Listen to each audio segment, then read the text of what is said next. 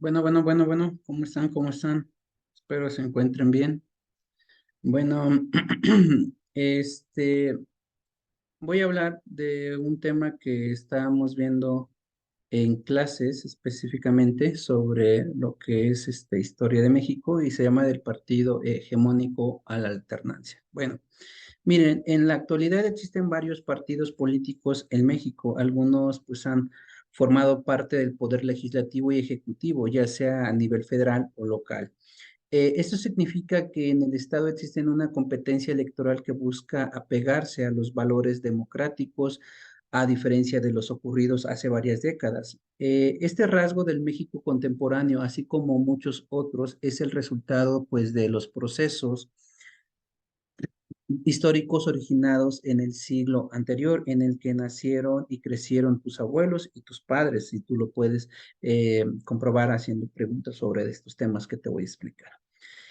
Para analizar los sucesos de una determinada época, chavos, ya saben que debemos de partir de sus respectivos hechos y procesos históricos y además debemos considerarlos de épocas anteriores como antecedentes. Esto debido a que la historia está conformada por una incalculable red de relaciones entre una infinidad de acontecimientos y procesos. Por esta razón, para identificar y analizar el estado actual de nuestro país, nos remitimos pues a los eventos y procesos ocurridos en decenios pasados.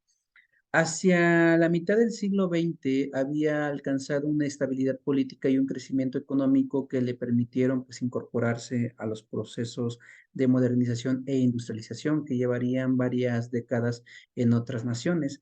En parte de esto fue posible gracias a las bases que establecieron las políticas del cardenismo, que va de 1934 a 1940 con el general Lázaro Cárdenas como presidente, y a la coyuntura internacional determinada por la Segunda Guerra Mundial, recordémosla de 1939 a 1945. Antes de abordar el estudio del pasado reciente, chicos, de nuestra patria, debemos de tener presente los principales acontecimientos políticos, sociales y económicos y culturales que marcaron pues la vida nacional en dicho lapso, ¿no?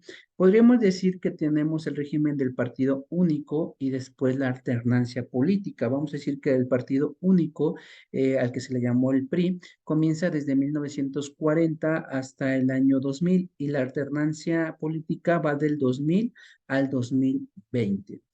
Vamos a comenzar primero con los hechos más importantes en el régimen del partido único, ¿vale? El primer hecho se da en 1942 cuando México declara las guerras a las potencias del eje encabezadas pues por Alemania, Italia, Japón, luego de que sus submarinos alemanes pues hundieran embarcaciones mexicanas. Con este pretexto pues México se incorporó a la Segunda Guerra Mundial, ¿vale? Bueno, el segundo hecho de esta parte sería el de 1953, con las mujeres obtienen el derecho al voto.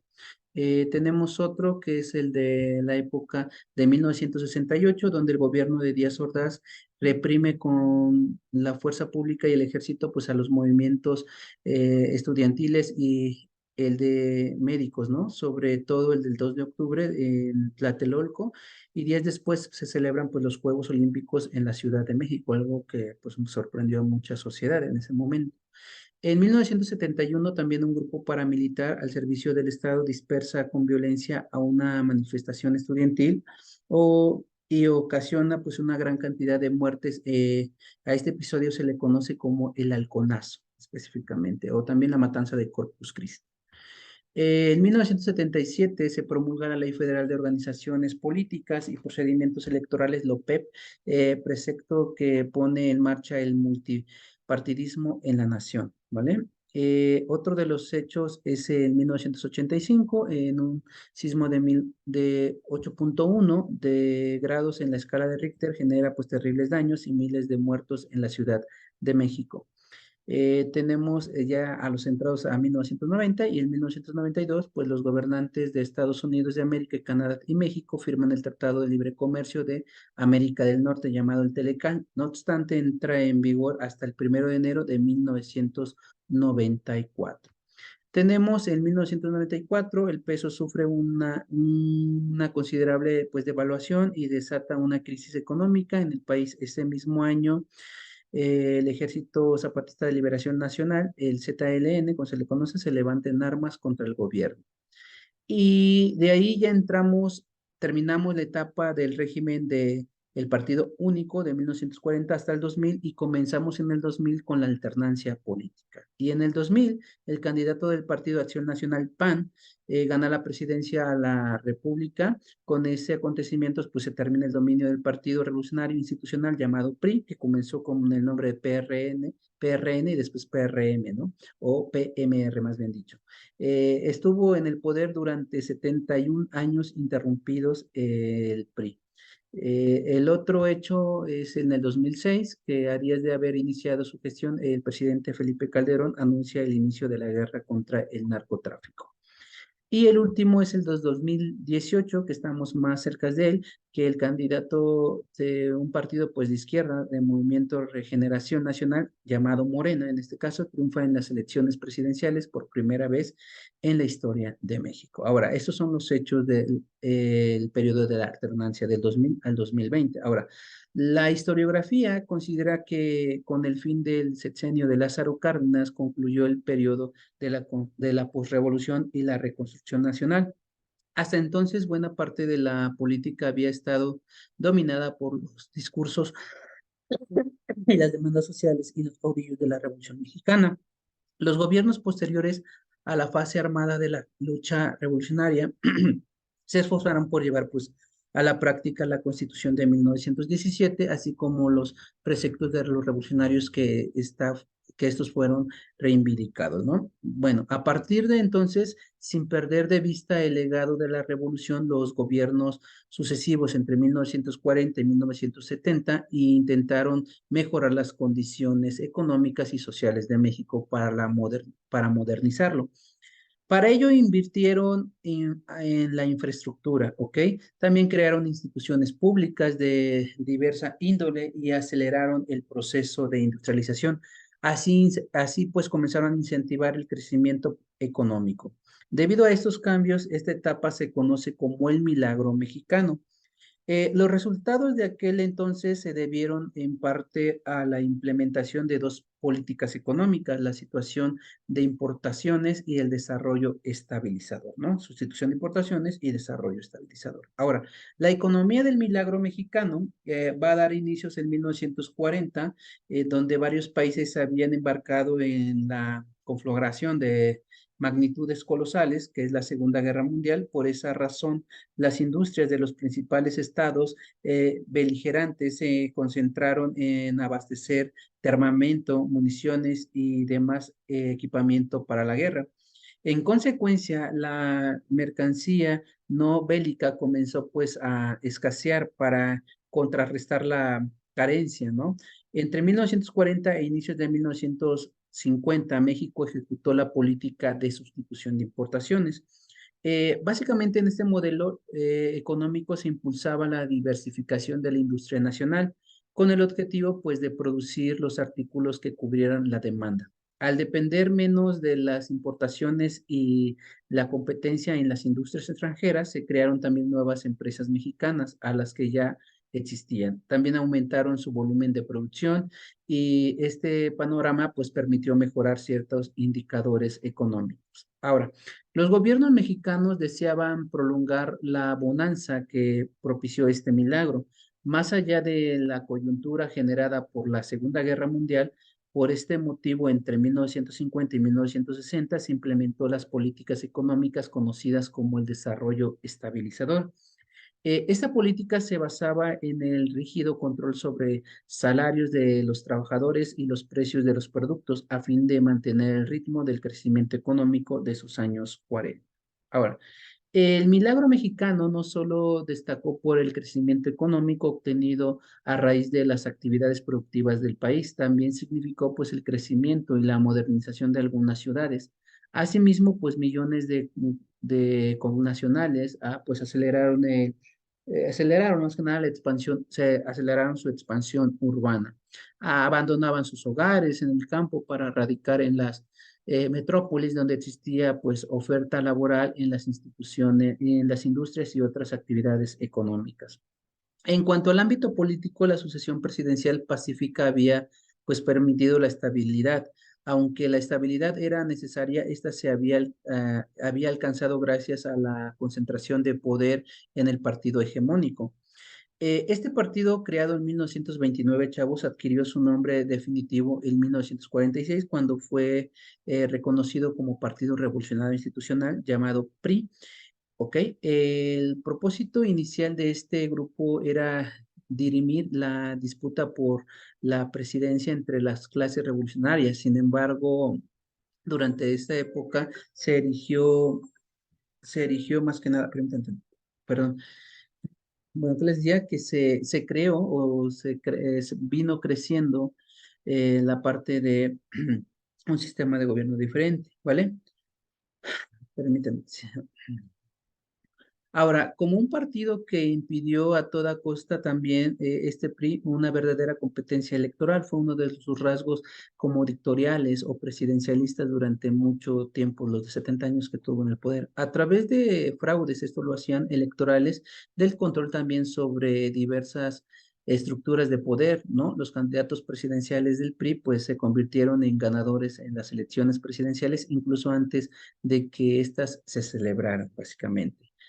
Podríamos decir que algunos de estos personajes fue a Manuel Ávila Camacho, Miguel Alemán Valdés, Adolfo Ruiz Cortines, Adolfo López Mateos, Gustavo Díaz Ordaz, que gobernaron el México entre 1940 y 1970. Todos ellos, chicos, eran candidatos del Partido Revolucionario Institucional. Pese a las acusaciones de fraude, represión en los procesos electorales, todos alcanzaron más del 70% de votos, según cifras oficiales del propio régimen de estos candidatos. Ahora, a lo largo de sus administraciones se realizaron obras de infraestructura, se abrió el derecho al voto a la mujer, se crearon instituciones como el Instituto Mexicano de Seguro Social, IMSS, el Instituto de Seguridad de Servicios Sociales de los Trabajadores del Estado, ISSSTE, y no obstante también se reprimieron movimientos sociales como el de los maestros, los ferrocarrileros, los médicos y los estudiantes, ¿vale? Bueno, entre la economía nacional del milagro mexicano se expandió el país se industrializó y la clase media aumentó su tamaño y sus posibilidades de desarrollo, ¿no? No obstante, en los años 50 y 60 comenzaron también a surgir señales que anunciaban el agotamiento del modelo económico. En consecuencia, el desempleo comenzó a aumentar. Ante la situación, los trabajadores profesionistas y los estudiantes tomaron pues las calles para exigir incrementos salariales, alto a la represión gubernamental y a la apertura democrática del régimen. La tragedia conocida como la masacre de Tlatelolco, con manifestantes asesinados, simbolizó pues la contención de movimientos estudiantil de 1968 mediante la coerción del Estado, ¿no? Que viene siendo pues la compra de aquellos que iban a hacer este trabajo. El milagro mexicano pues había terminado en pocas palabras. Ahora, durante la década de 1970 los problemas económicos se agudizaron, la deuda pública aumentó, el peso mexicano tuvo diversas devaluaciones, pérdidas de valor en comparación con monedas extranjeras y crecieron los índices de desempleo y de inflación. El aumento generalizado del precio de bienes y servicios. Para resolver estos problemas, los gobiernos pues de la década intentaron apoyar a la industria nacional mediante la adquisición de empresas y el apoyo en ingresos generados por la venta de petróleo, producto de la paraestatal Petróleos Mexicanos Pemex, ¿no? Estas medidas, lejos de resolver la crisis económica, pues terminaron por agudizarla. Ahora, los siguientes gobiernos implementaron también nuevas estrategias con el objetivo de sortear la crisis económica. Sin embargo, a partir de los años 80, las medidas implementadas en México se empalmaron con los fenómenos económicos mundiales, los cuales pues invitaban a estrechar los lazos económicos entre los países. Ahora, ¿cuáles fueron las principales condiciones y características de la economía nacional hacia finales del siglo XX? Podríamos decir que la primera fue la globalización, que es el proceso que promueve la interacción e integración política, económica, social, cultural y tecnológica entre los países del mundo. Inició siglos pues atrás, se intensificó con la segunda mitad del siglo XX. Esto fue gracias al desarrollo de la segunda mitad, perdón, fue gracias al desarrollo de nuevas tecnologías que mejoraron los sistemas de comunicación y transporte. Su influencia, pues básicamente fue la economía nacional que aumentó de forma drástica en los años 80.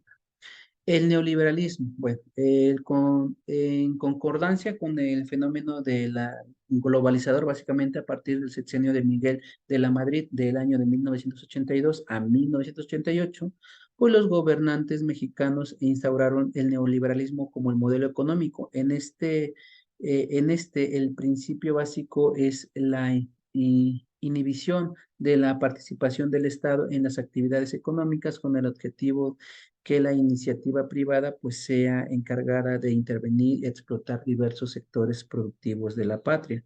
Otro fue la apertura económica, la influencia de la globalización y el establecimiento de las políticas neoliberales en México ocasionaron que se produjera una apertura económica y caracterizada por la entrada el país de capital extranjeros, de sus empresas y productos. Esta apertura fue posible gracias a la aceleración de tratados y acuerdos comerciales con otras naciones, como fue el caso del Tratado de Libre Comercio en América del Norte llamado el TELECAN.